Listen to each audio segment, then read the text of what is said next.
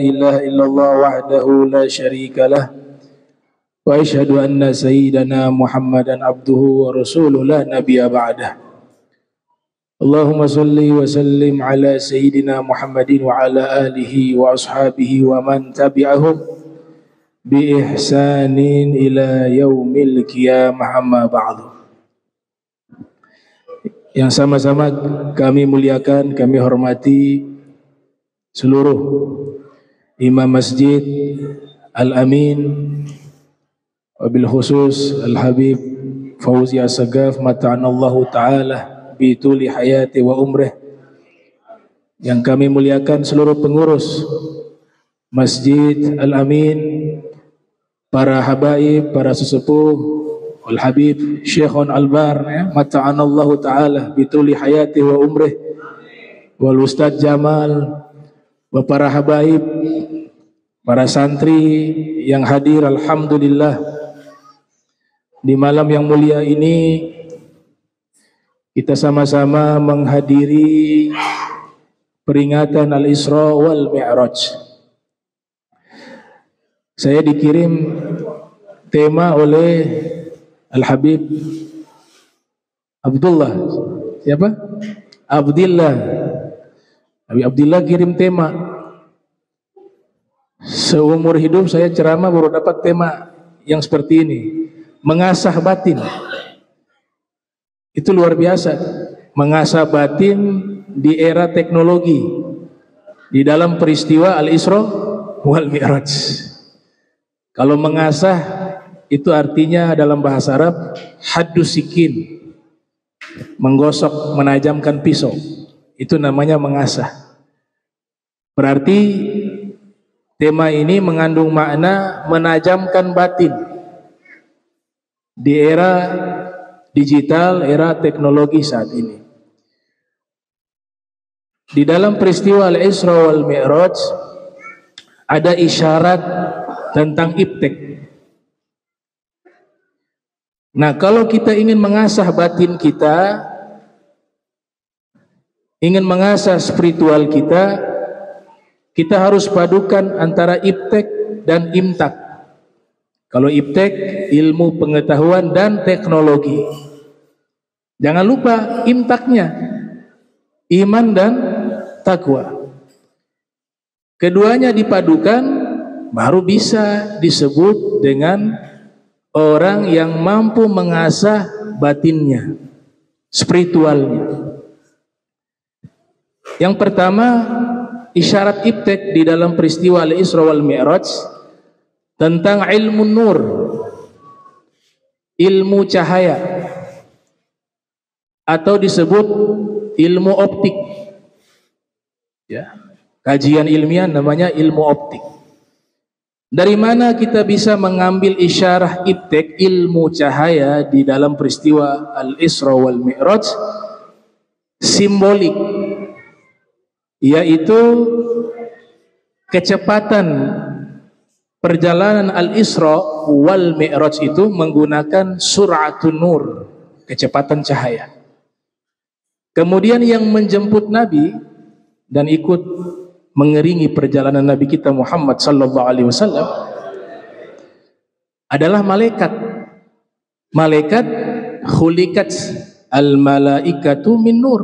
Malaikat diciptakan dari cahaya. Berarti isyarat iptek di dalam peristiwa Al-Isra wal Mi'raj yang pertama adalah mempelajari ilmu cahaya, ilmu nur, atau disebut dengan ilmu optik. Bahkan di dalam Al-Quranul Karim ada satu surat secara khusus membahas tentang cahaya, yaitu namanya surat An-Nur, artinya surat cahaya. Allahu nurus samawati wal ard, mathalu nurihi kamishkatin fiha misbah, al-misbah fi zujajatin, az-zujazatu ka'annaha kawkabun durri yuqadu min syajaratin mubarakatin zaitunatin la syarqiyatin wala garbiyah. Nah, ini isyarat ilmu cahaya. Ilmu cahaya ini dijelaskan di situ, ada istilah lampu di dalam Al-Quran. Padahal di zaman Nabi belum ada lampu. Adanya pelita, siraj. Bahasa modern lampu ini disebut misbah. Berarti ada isyarat ilmu cahaya. Misbah. Dan uniknya cahaya sudah diteliti di dalam Al-Quran maupun di dalam hadis. Setiap ada lafaz cahaya pasti memiliki makna yang baik. An-nur ramzul khair. Cahaya simbol dari kebaikan. Bisa dicek di dalam Al-Quran. Setiap ada kata cahaya pasti maknanya adalah kebaikan. Yukhrijukum minaz zulumati ilan nur.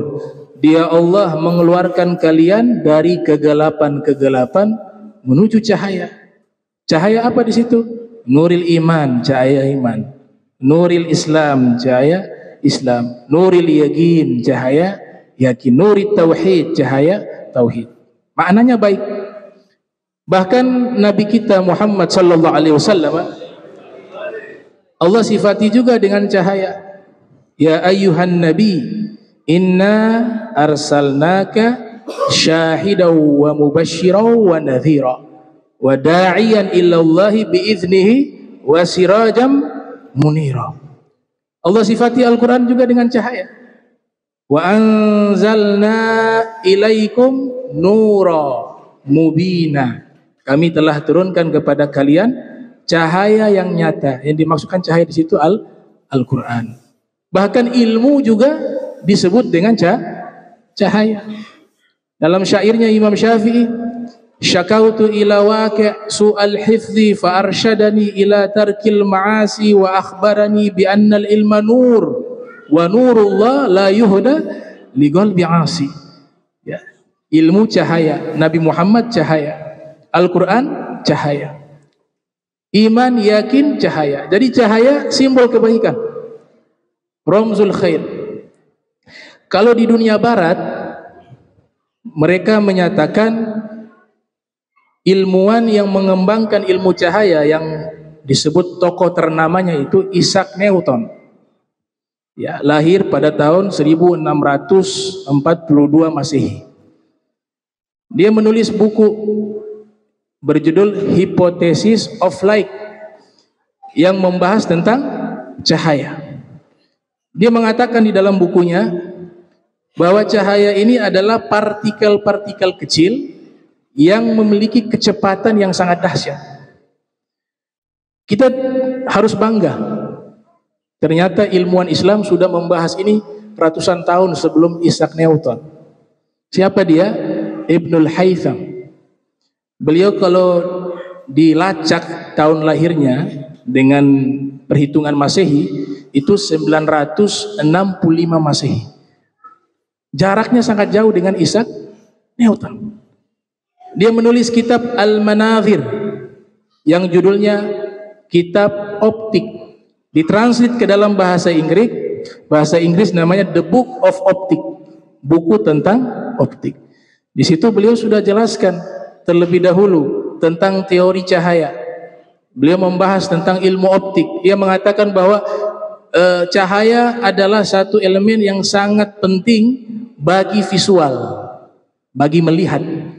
Teori beliau mengatakan bahwa kita bisa melihat karena sebab cahaya. Salah satu bukti bahwa kita ini bisa melihat karena sebab cahaya apabila digelapkan satu tempat atau ini lampu dipadamkan gelap gulita, kita bisa melihat tidak? Tidak bisa melihat. Tapi ketika diberikan cahaya, lampu ini bercahaya, maka di saat itu kita bisa melihat. Berarti kita melihat ini sebab adanya cahaya. Itu sudah dibahas oleh Ibnul Haytham jauh sebelum Isaac Newton. Bahkan optik yang ada saat ini adalah jasa beliau. Beliau penemu optik pertama. Nah, inilah ilmu cahaya selayaknya generasi muslimin harus ada di antara mereka yang menguasai ilmu optik. Itulah isyarat iptek yang pertama di dalam peristiwa Al-Isra wal Mi'raj. Yang kedua, ilmu listrik, ilmu kahrabai dalam bahasa Arab. Di mana isyaratnya? Kajian ilmu listrik, kendaraan yang menjemput Nabi namanya buruk. Buruk itu kalau para muhadditsun menjelaskan huwa dabbah abyad fawqal himar wa dunal baqal. Buruk adalah hewan melata yang berwarna putih, lebih tinggi dari himar dan tidak lebih pendek dari kuda poni. Al-baqal itu guru kami menerjemahkan kuda poni. Tapi yang menarik kalau dikaji secara bahasa, Al-Imam Ar-Raghib Al-Asfahani yang wafat 502 Hijriah di dalam kitab Mu'jam Mufradati Al-Fadhil Qur'anil Karim, beliau mengatakan buruk itu diambil dari kata barkun. Barkun artinya apa? Kilat. Kilat itu adalah elemen-elemen listrik. Sebagaimana disebutkan di dalam surat Al-Baqarah, kasayyibin minas sama'i fihi zulumatun wa ra'dun wa barqun.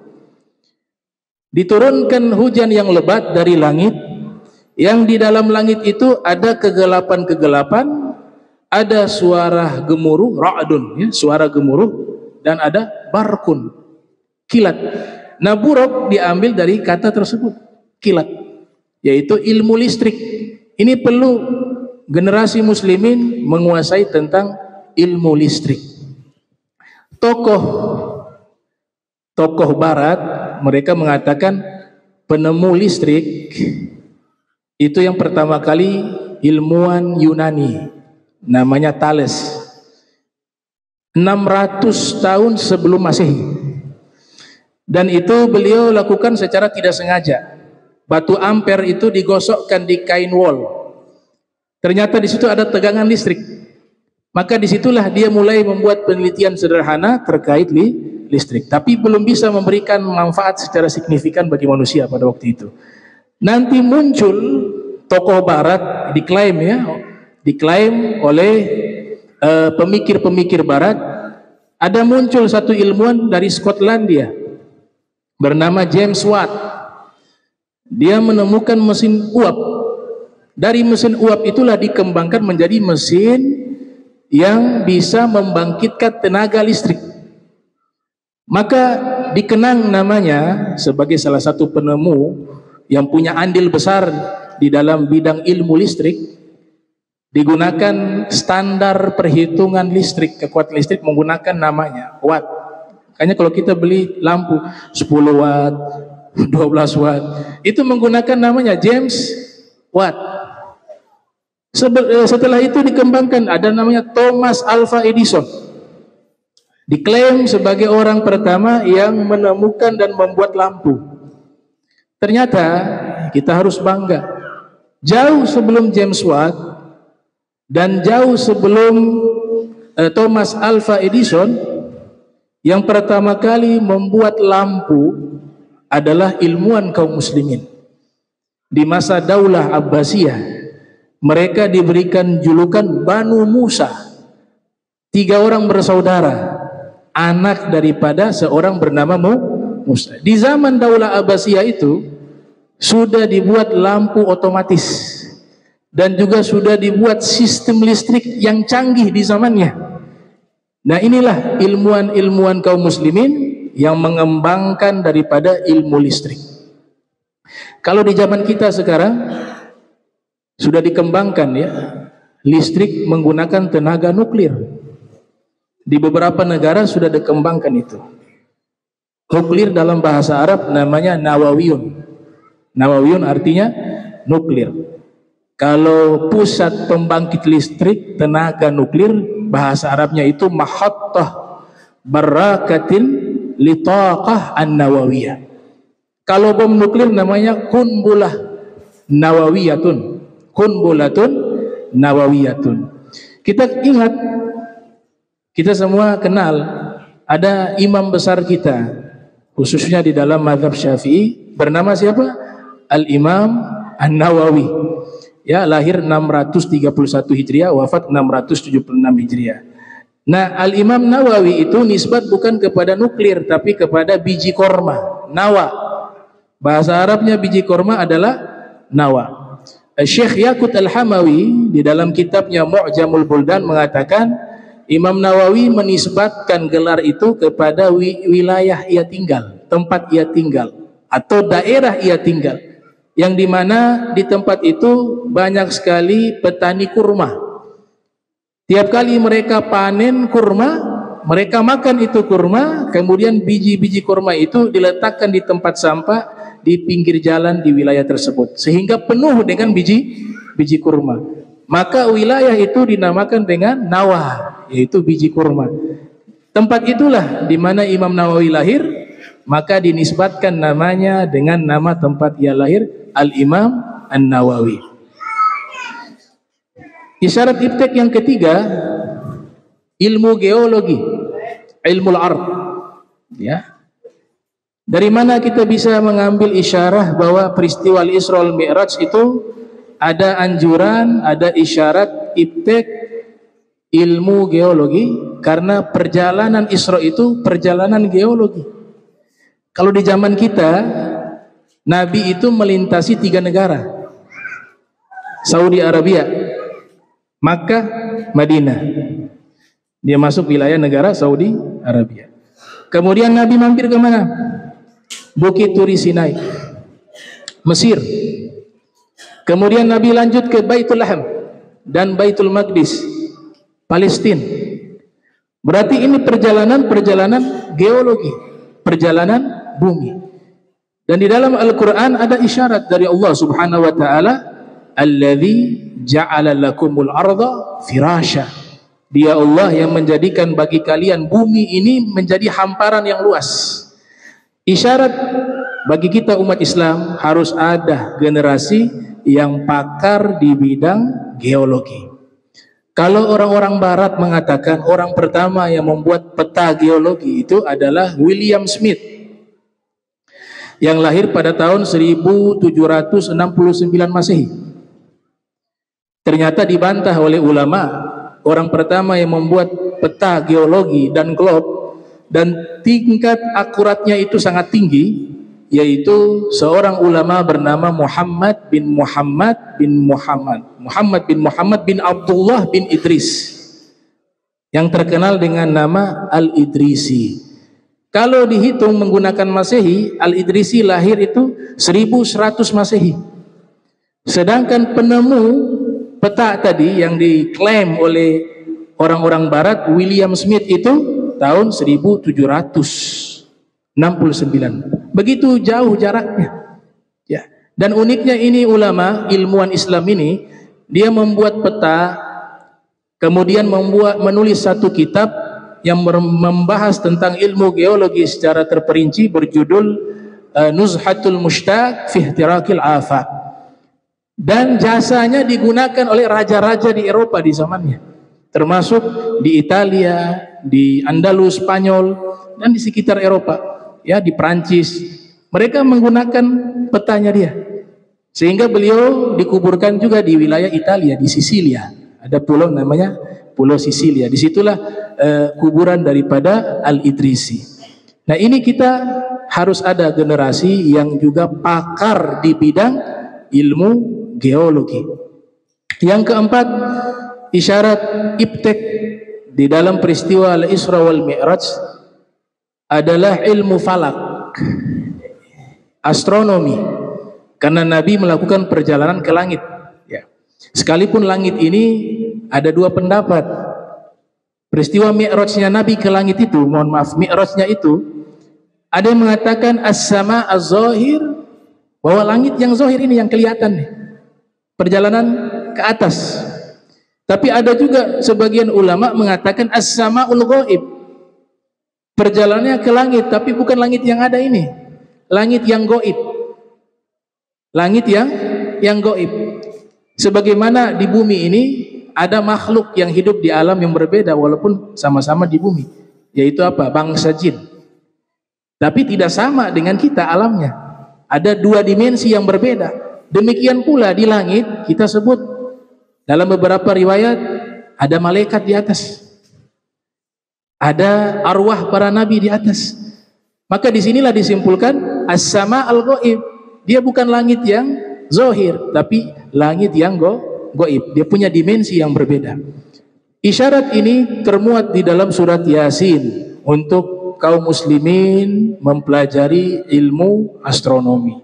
Wasyamsu tajri li mustaqarrin laha dzalika taqdirul azizil alim. Matahari itu beredar pada garis edarannya. Ini isyarat tentang ilmu astronomi.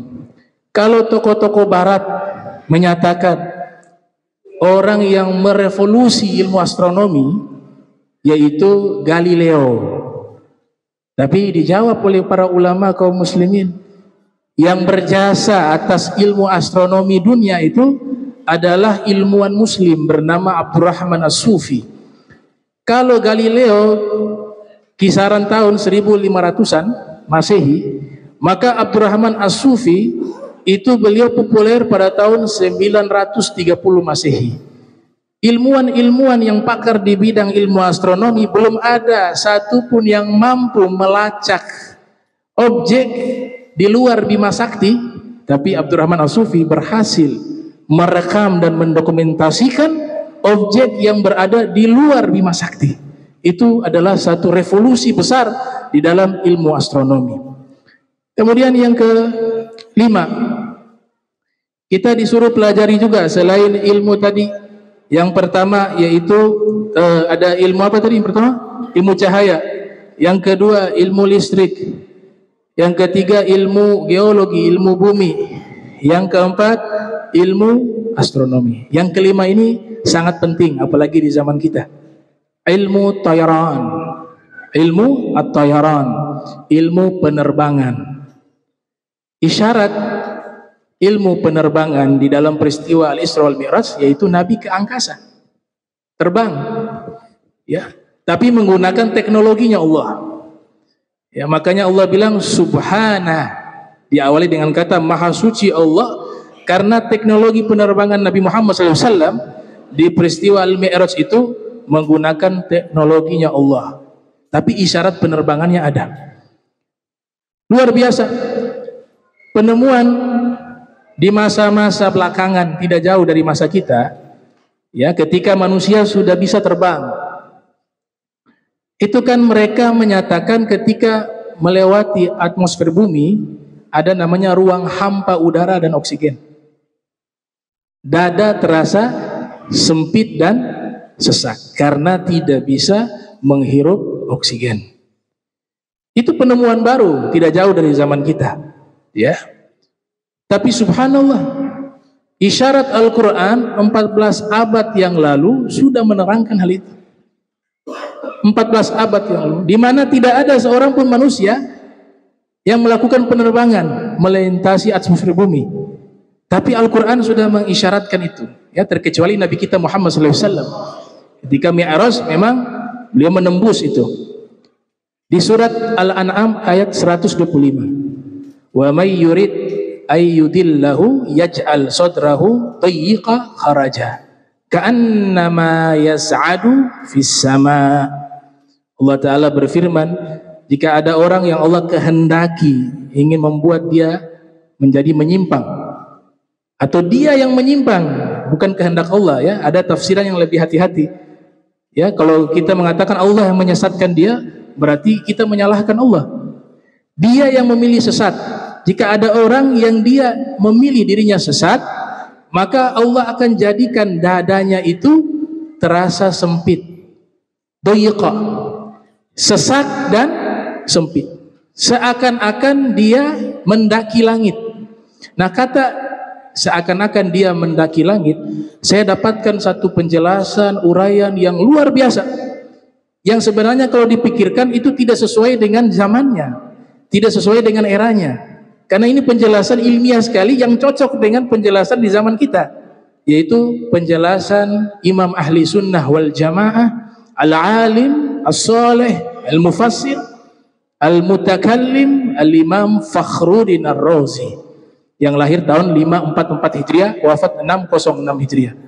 Saya pernah membaca satu kitabnya tentang ilmu biologi, ilmu astronomi, ilmu tauhid, ilmu akidah. Beliau jadikan satu kitab. Judulnya adalah Al-Mabahith Al-Masyrikiyah fi Ilmi Al-Ilahiyyati wa Tabi'iyah. Subhanallah, beliau menafsirkan ayat tersebut bahwa orang ketika melintasi atmosfer bumi sebagaimana yang Allah firmankan di surat Al-An'am ayat 125, mereka akan kehilangan oksigen karena berada di ruang hampa udara dan oksigen. Ini bahasa abad 5 atau abad ke-6, kisaran itu kitab yang ditulis oleh beliau. Tapi beliau sudah mampu menjelaskan secara ilmiah suatu teori yang hanya bisa dijelaskan di zaman kita ini. Ini hebatnya agama kita, agama Islam, agama Nabi Muhammad sallallahu alaihi wasallam. Kalau orang-orang barat mengatakan yang menemukan pesawat Wright bersaudara, mereka menemukan ya, atau orang pertama yang melakukan penerbangan dan menemukan itu pesawat. Tapi dibantah oleh ulama-ulama kita, bahkan orang-orang barat sendiri pun dari para ilmuwan mereka membantah itu.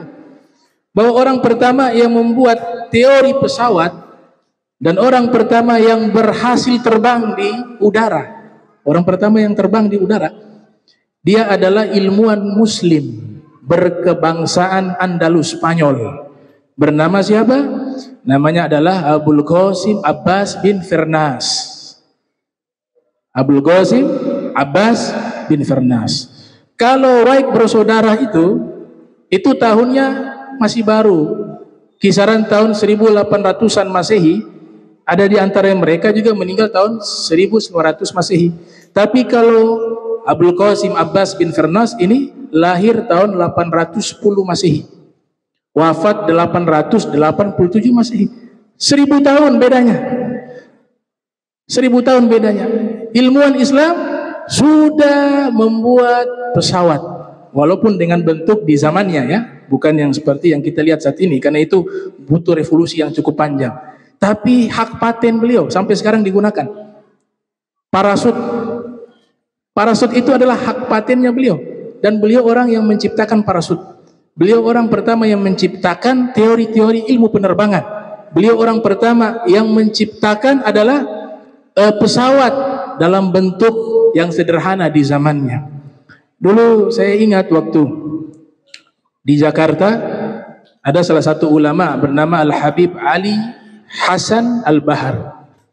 Ya, beliau ini sekarang masuk di beberapa organisasi besar seperti MUI juga di pusat Jakarta Pusat, kemudian juga dosen bahasa Arab di UIN Ciputat, juga penasehat atau penterjemah Menteri Agama, ya, namanya Al-Habib Hasan Ali Al-Bahar. Ya, beliau lulusan Jordania, S1 S2 di Jordan, di Mu'tah sama Yarmuk.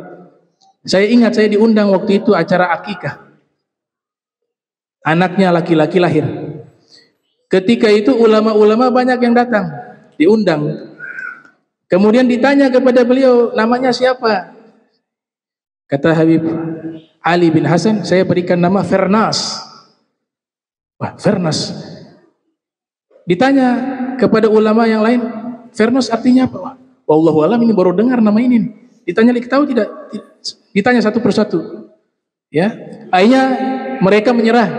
Apa itu? Ma makna Firnas? Maka dijawab oleh Habib Ali Hasan Al-Bahar yang mengatakan Firnas itu nama ilmuwan muslim berasal dari Spanyol yang pertama kali membuat pesawat. Saya punya harapan anak saya jadi pilot ke depan.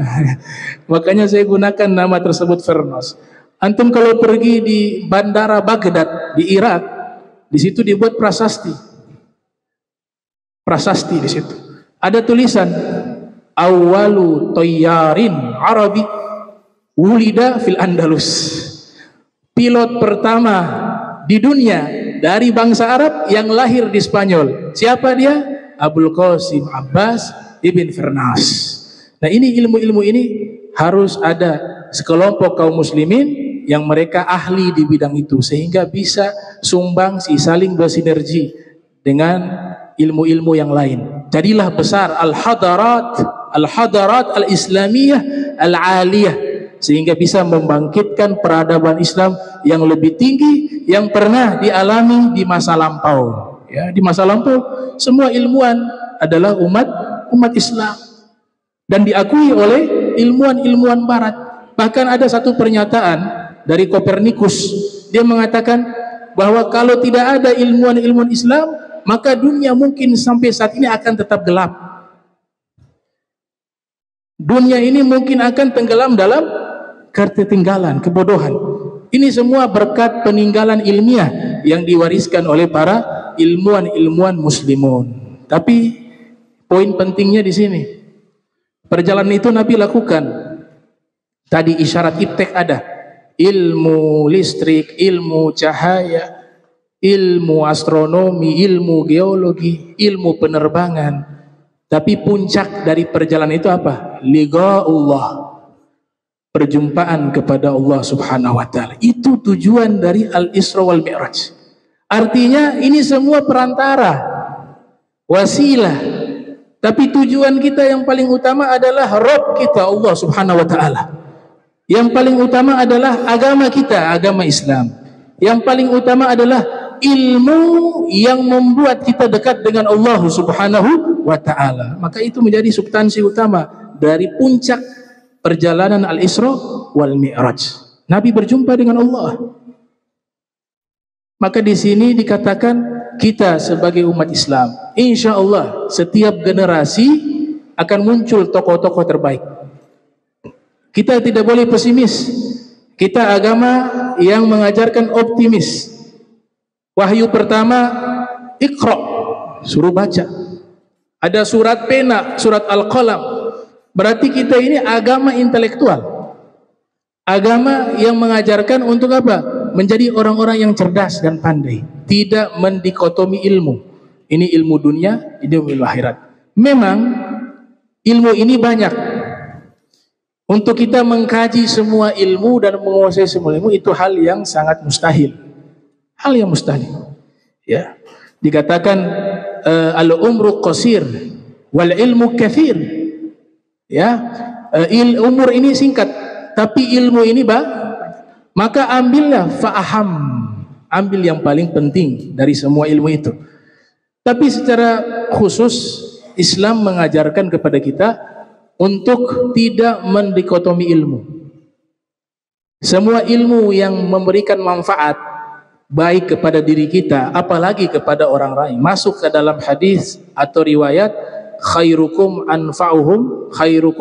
anfa'akum linnas. Sebaik-baiknya kalian adalah orang yang paling bermanfaat. Maka semua ilmu jika kita gunakan untuk kebaikan, dia masuk ilmu akhirat. Ilmu kedokteran dia gunakan untuk membantu orang yang sakit. Apalagi ada pasien yang susah. Dia punya uang. Ini pasien tidak mampu beli obat. Dia kasih itu uang kepada pasien itu. Jadi akhirat. Ilmu-ilmu yang lainnya demikian. Semua ilmu yang baik digunakan untuk kebaikan, maka ilmu itu disebut ilmu akhirat. Begitu juga ilmu agama. Tidak semua ilmu agama disebut ilmu akhirat. Kalau dia gunakan ilmu agamanya untuk mencari jabatan, dia gunakan ilmu agamanya untuk memedohi orang, dia gunakan ilmu agamanya untuk pengen terkenal, dia gunakan ilmu agamanya untuk mencari pangkat dan derajat di hadapan manusia, maka jelas di sini Nabi katakan ilmu yang semacam ini adkhalahun nar, justru memasukkan dia ke dalam neraka. Jadi bukan dikotomi ilmu. Ilmu agama paling prioritas, tapi ilmu-ilmu lain juga bermanfaat. Maka niatkan semuanya karena Allah Subhanahu wa taala. Likulli qarnin min ummati sabiqun. Dalam riwayat Imam At-Tabrani, Nabi mengatakan di setiap masa akan muncul dari umatku orang-orang terkemuka, sabiqun. Ya, insyaallah Allah munculkan itu bagi umat Islam. Terakhir saya tutup, ada pesan terakhir ketika Nabi sallallahu alaihi wasallam bertemu dengan Rabb-Nya, dan ini adalah cara yang Allah ajarkan kepada kita. Kita ingin berjumpa dengan Allah nanti, pasti setiap kita ini akan menghadap Allah di yaumil qiyamah. Maka siapkan perjumpaan kita kelak dengan Allah adalah perjumpaan yang indah. Karena bisa jadi ada yang berjumpa dengan Allah tapi perjumpaannya dalam keadaan Allah murka kepadanya. Nauzubillah min dzalik. Tapi ada juga di antara kaum mukmin ketika berjumpa dengan Allah Subhanahu wa taala, dia berjumpa dengan Allah dalam keadaan Allah ridho kepadanya. Maka caranya bagaimana? Allah yang jawab, Allah yang ajarkan cara perjumpaan indah dengan Allah. Faman kana yarju liqa'a rabbih falyamal amalan soleha wala yusyrik bi ibadati rabbih ahada. Siapa yang punya harapan berjumpa dengan Allah dengan perjumpaan yang indah, maka hendaklah dia beramal soleh di dunia ini. Kalau mau perjumpaan indah dengan Allah, kita beramal baik di dunia yang sesaat ini dan tidak menyekutukan Allah dengan sesuatu apapun. Subhanallah, harapan inilah yang Nabi inginkan agar seluruh umatnya menghadapi perjumpaan indah dengan Allah Subhanahu wa taala. Maka dilihat perjumpaan itu sangat indah, sangat nikmat. Sampai Nabi katakan, "Ya Rabb, kenikmatan berjumpa denganmu ini tolong kau berikan juga kepada umatku," kata Nabi Muhammad sallallahu alaihi wasallam. Maka Allah taala nyatakan, "Ju'ilat qurratu ain fi shalah." Di antaranya kenikmatan ini saya letakkan di dalam salat. Nah, orang-orang yang bisa mencapai maqam kesujukan, kenikmatan, ketenangan di dalam salat dan seluruh ibadah, maka sungguh dia sudah mengambil bagian kenikmatan perjumpaan dengan Allah. Sebelum dia berjumpa Allah di akhirat, dia sudah mendapatkan makna perjumpaan dengan Allah di dunia ini. Mudah-mudahan Allah berikan itu kepada kita semua. Amin ya rabbal alamin. Bismillahirrahmanirrahim. Alhamdulillahirabbil alamin. Allahumma shalli wa sallim ala sayyidina Muhammad. Allahumma jam'ana hadza jam'an marhuma wa tafarraqna min ba'di tafarruqan ma'suma wa la tajal minna wa la minna syakila mahruma. Allahumma shalli wa sallim ala sayyidina Muhammad fil qulub wa dawaiha wa afiyat abdani wa shifaiha wa nuril absari wa diyaiha wa kuti azadi wa arwahi wa gidaiha. Allahumma nawwir qulubana binuril iman wa binuril yaqin binuril islam ya rabbal alamin. Allahumma ansur ikhwanana muslimin fil Yaman. Allahumma ansur ikhwanana muslimin fi Palestin. Allahumma kun lahum auna wa nasira. Allahumma alayka bil yahud az-zalimin wa sahanatil ghasibin. Allahumma ahsihim adada waqtulhum badada wa la tugadir minhum ahada. Allahumma arina fihim ajaiba qudratik waj'alhum ibratan li ghairihim ya rabbal alamin. Allahumma ansur ikhwanana al-mustad'ifin fi Palestin. Allahumma fukka qaida asrahum wa farris anhum karbahum. Allahumma shfi mardahum wa qawi ajizihim. Allahumma a'inhum ala balaihim wa hawwin alaihim ya rabbal alamin. Rabbana atina fid dunya hasanah وفي الآخرة حسنة وقنا عذاب النار وادخلنا الجنة مع الأبرار يا عزيز يا غفار يا رب العالمين. وصلى الله على سيدنا محمد وعلى آله وصحبه وبارك وسلم إلى حضرة النبي محمد صلى الله عليه وسلم. الفاتحة. أعوذ بالله من الشيطان الرجيم. بسم الله الرحمن الرحيم. الحمد لله رب العالمين الرحمن الرحيم مالك يوم الدين إياك نعبد وإياك نستعين الذين أنعمت عليهم سبحانك اللهم تحياتهم فيها السلام وآخر دعوانا الحمد لله رب العالمين ولكم منكم والسلام عليكم ورحمة الله وبركاته. Para jamaah sekalian, demikianlah peringatan Isra Mi'raj pada hari ini yang semana semoga kita semua bisa mengambil dalam perjalanan. Dan pada kesempatan kali ini kami ucapkan terima kasih kepada semua yang membantu, semua yang telah menyumbang. Semoga Allah Subhanahu wa taala membalas dengan pahala yang berlipat ganda. Dan kami ucapkan terima kasih juga kepada Habib Abdurrahman kami yang segera dalam mengisi acara Isra Mi'raj pada hari ini, dan juga para santri Al-Hera Sasa yang telah hadir, dan juga para demikianlah para jamaah dan